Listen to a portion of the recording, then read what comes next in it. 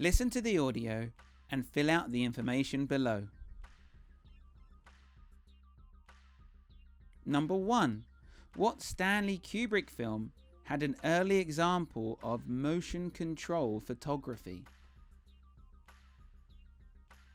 Number 2. Who was the Dijkstraflex system named after? Number 3. Name 2 makeup artists who worked on Star Wars. Number 4. Who designed the costumes for Star Wars? Number 5. What did Ben Burtt and John Williams add to Star Wars?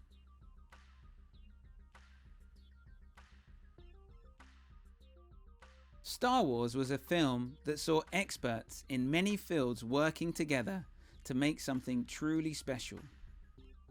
Ben Burtt was the sound designer and used real found sounds such as a film projector and a broken TV for the lightsabers.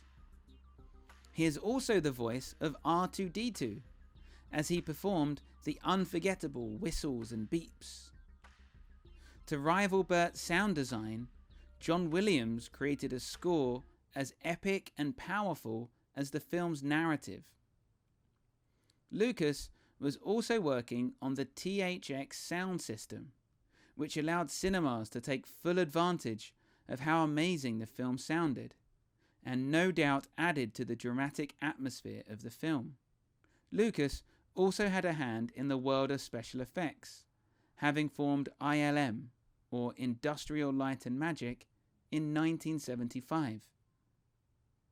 Here, a man called John Dykstra perfected a technique called motion control photography, which had been used on 2001: A Space Odyssey, made by Stanley Kubrick in 1968. The technique was employed to map movements of dozens of spaceships in Star Wars. The technique uses a blue screen and miniature models, but instead of moving the models in front of the camera is moved around the model to simulate movement. The Dijkstraflex was a system that could copy camera movement over and over again, so they could overlay shots and slowly construct the scene they wanted. Others made huge contributions to fleshing out this amazing universe, such as Rick Baker and Stuart Freeborn for their work with makeup and character design.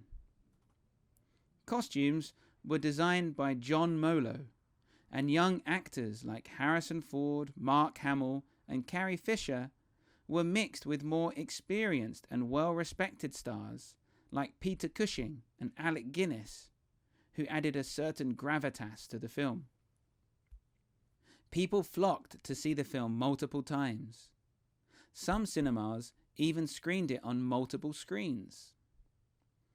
It was nominated for 10 Academy Awards, winning 7 of them, and overtook Jaws as the highest-grossing film of all time.